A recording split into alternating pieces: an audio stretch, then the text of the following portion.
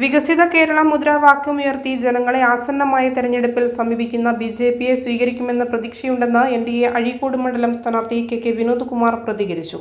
നരേന്ദ്രമോദി നടപ്പിലാക്കുന്ന വികസിത ഇന്ത്യ ഉണ്ടാവണമെങ്കിൽ വികസിത കേരളവും വേണം. കഴിഞ്ഞ 10 വർഷക്കാലമായി കേന്ദ്ര സർക്കാർ നടപ്പിലാക്കുന്ന പദ്ധതികളൊന്നും പിണറായി സർക്കാർ ഇവിടെ നടപ്പിലാക്കിയിട്ടില്ലെന്നും വിനോദ് കുമാർ കുറ്റപ്പെടുത്തി.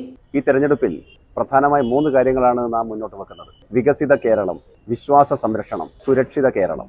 വികസിത ഭാരതം യാഥാർത്ഥ്യമാകണമെങ്കിൽ കേരളം വികസിതമാവണം.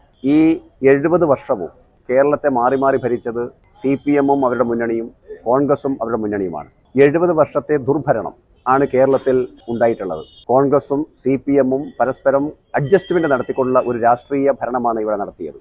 അതുകൊണ്ട് തന്നെ എത്ര അഴിമതിക്കാരായാലും സുഖമായി രക്ഷപ്പെടുന്ന സാഹചര്യമാണ് ഇവിടെ ഉണ്ടായത്. നിരവധി ആളുകൾ അഴിമതി നടത്തിയിട്ടും ഒട്ടുമിക്ക ആളുകളും സുഖമായി രക്ഷപ്പെടുന്ന സാഹചര്യം. ഇന്ന് വിശ്വാസികളെ ചൂഷണം ചെയ്യുന്ന ഒരു നിലപാടാണ് കേരളത്തിലെ പിണറായി വിജയൻ ഭരണകൂടം സ്വീകരിക്കുന്നത്. ഇങ്ങനെയുള്ള ഒരു സാഹചര്യം, ഇത്തരമൊരു സാഹചര്യത്തിലാണ് കേരളത്തിൽ തെരഞ്ഞെടുപ്പ് നടക്കാൻ പോകുന്നത്. കേന്ദ്രത്തിലെ നരേന്ദ്രമോദി ഗവൺമെന്റ് നടന്ന വിപ്ലവകരമായ മാറ്റം, വികസനം, അതാണ് നാം ഇത്തവണ ജനങ്ങളുടെ മുമ്പാകെ വെച്ചിരിക്കുന്നത്. ഈ സംസ്ഥാനം ദ്രുതഗതിയിൽ വളർച്ച പ്രാപിക്കണം. സാമ്പത്തിക രംഗത്തായാലും വ്യാവസായിക രംഗത്ത്, കാർഷിക രംഗത്ത്, തൊഴിൽ മേഖലയിൽ എല്ലാ തലങ്ങളിലും ഈ കേരളം വികസന രംഗത്തേക്ക് എത്തേണ്ടതുണ്ട്.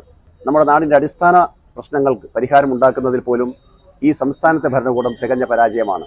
കേന്ദ്രത്തിലെ നരേന്ദ്രമോദി സർക്കാർ നടപ്പിലാക്കുന്ന പദ്ധതികൾ, പ്രവർത്തനങ്ങൾ ഈ സംസ്ഥാനത്ത് നടപ്പിലാക്കാത്ത ഒരു ഭരണകൂടമാണ് കേരളത്തിലുള്ളത്.